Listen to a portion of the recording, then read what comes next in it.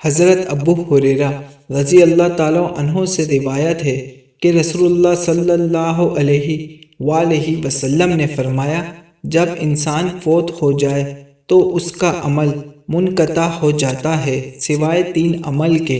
وہ منقطع نہیں ہوتے: صدقہ جاریہ یا ایسا علم جس سے فائدہ اٹھایا جائے، یا نیک بیٹا جو اس کے لیے دعا کرے۔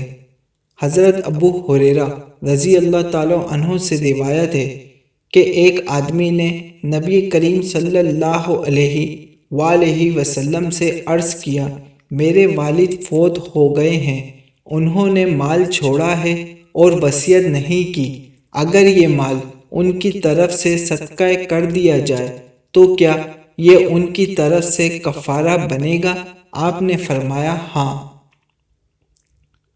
دوستو، بے شک انسان کے صدقہ جاریہ عمل میں نیک اولاد کو چھوڑ کر جانا بہت بڑا صدقہ جاریہ ہے، کیونکہ وہ اولاد جب دنیا میں نیک کام کرتی ہے تو اس کا ثواب ان کے والدین کو ملتا ہے، کیونکہ ان کی پرورش ان کے والدین نے کی ہوتی ہے جو وہ نیک بنتے ہیں۔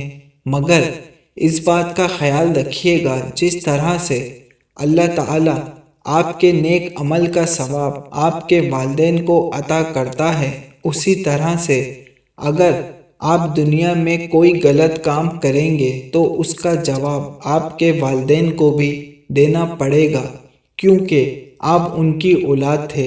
امید کرتا ہوں آپ میری بات سمجھ رہے ہوں گے۔ ویڈیو زیادہ لمبی نہ ہو جائے، اس لیے بات کو یہیں پر اینڈ کرتے ہیں۔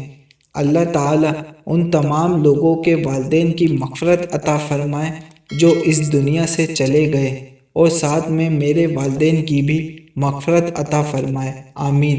اور جن لوگوں کے والدین زندہ ہیں، اللہ پاک انہیں صحت والی لمبی زندگی عطا فرمائے، آمین۔